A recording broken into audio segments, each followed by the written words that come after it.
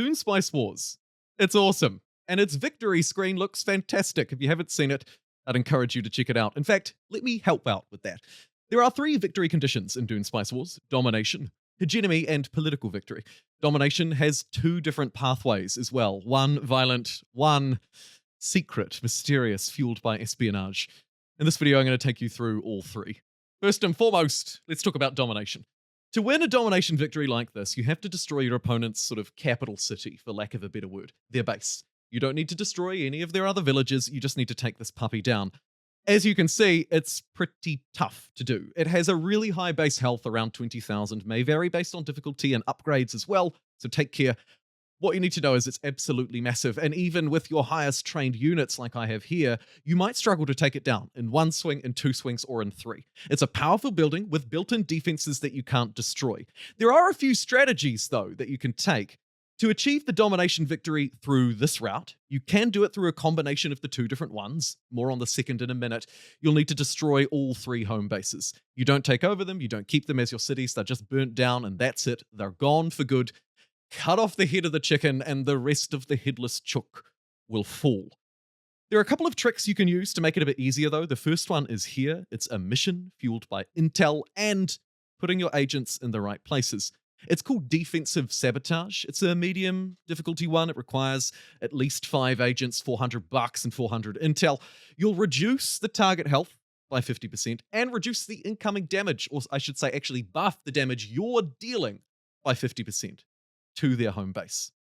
It's a pretty powerful ability. I use it here in this footage to finally crack through this footage and destroy my opponent. The other thing to note, though, around this ability is that it does cost a lot of intel, it does cost a lot of money, and it only lasts for 2 days. In my experience, a siege will last longer, so don't rely on it exclusively to take down the base. You may require multiple passes, but don't fear, because a default base will not resuscitate itself.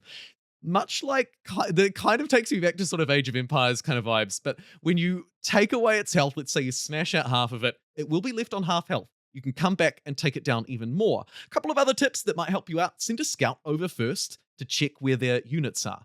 The ornithopters in this game provide visibility too, so if you're struggling like me, you might want to send one over to see what kind of support they have.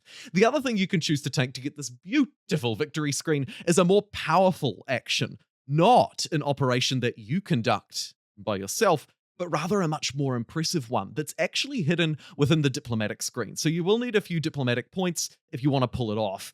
It's more powerful than the discrete operation that can be used to weaken. It's called architectural surveys.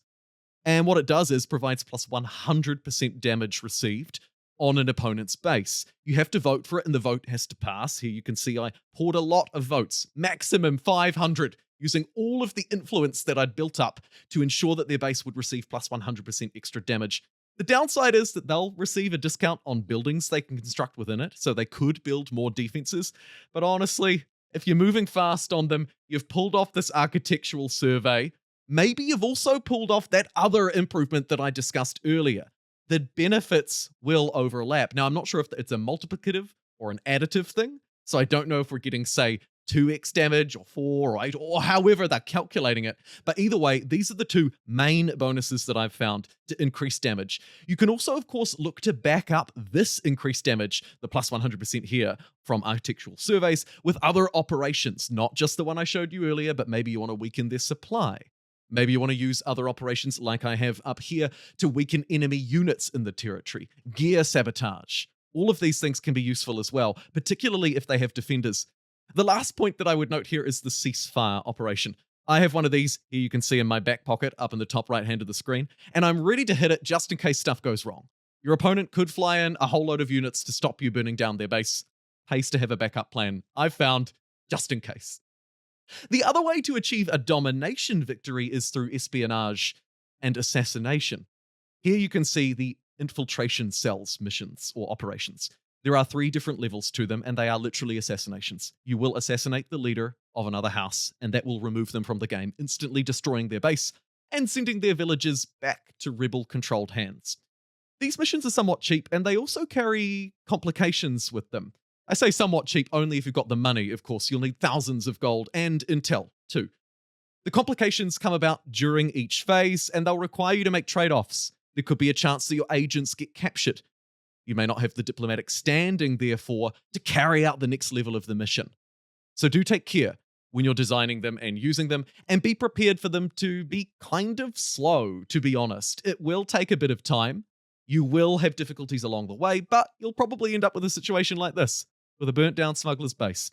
Can't complain. Next, we have the political victory. This one is largely focused on the Landsaard Council. Okay, that is fundamentally where this victory condition plays out. You need votes and you need influence. You can get them in various ways. Really, you need to be playing as probably green or red if you want to get votes for the most part. Otherwise, you'll be relying on influence. Anybody can earn that. There are these powerful positions here at the top of the council that you've seen me mousing over. Speaker of the council, Eye of the council, Judge of the council. They all have prerequisites. You need to control a certain number of territories or do certain things to get them, and you get powerful abilities. But this one in the middle, Dune governorship, is the most important one of all. As you move through the late game, once you require a certain number of territories and all the other preconditions are met, you can vote for yourself as Dune governor, as the governor of Dune. Use your influence, use your votes if you have them, if you're playing with a house that has votes and has access to the Landsaard Council. You can also, of course, look to woo the local people, those villagers, the militia, the sieges who live and can contribute votes. You can see here they've got 400 in the early game. You need to hold the Dune governorship for 30 minutes without being destroyed, but if you're playing on double speed, this is only 15 minutes. So the timer will sneak up on you. Bear that in mind. And then Hegemony. And then there's Hegemony, which is more than just score, because it also has maybe kind of a passive sort of errors-based or development-based thing to it as well. Let me tell you what I mean. Firstly, in your main city, you won't actually unlock being able to build districts until you reach 2000 Hegemony, here roughly at the start, sort of the early game. There are other benefits as well though. Don't forget from the start screen, you might remember that at 5000 Hegemony and then at 10,000 Hegemony, each house unlocks new abilities, generally building on what they used to have and making them more powerful still. Hegemony is in many ways a score condition. It's victory by score. In my experience and opinion, it's one of the more nuanced and maybe one of the better score mechanics though. Take a look here. You can see I'm earned and have earned Hegemony by supporting resolutions that have passed. Here in the Landsaard Council, for example, where we'll be voting in another day. I could also get Hegemony from controlling regions and special regions as well. Those ones that have natural features in them, like this one here. Look at this big bad boy. There's some Hegemony hidden in this mountain, let me tell you. Also, combat and paying taxes are the other two big ones. Defeat enemy units, keep your standing with the council or whoever it is good, ally with the sieges around the map as well, these barbarian encampments that are hidden, and generally provide pretty good yield if you can get them on side. And crucially, as I say, fight people, pay taxes, and take villages. They'll be your three keys to unlocking Hegemony if you need to fall back on it as not necessarily the worst victory condition, but perhaps the one that kind of you'll default to if you can't achieve the others first, or if no player is strong enough to achieve them.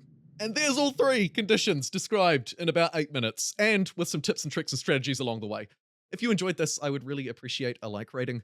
Obviously, goes without saying, the channel is absolutely buzzing with Dune Spice Wars love. And I'm enjoying this game, to be honest, a little bit more than I thought I would. I expected it to be good. I'm really enjoying it. Either way, I'll see you next time.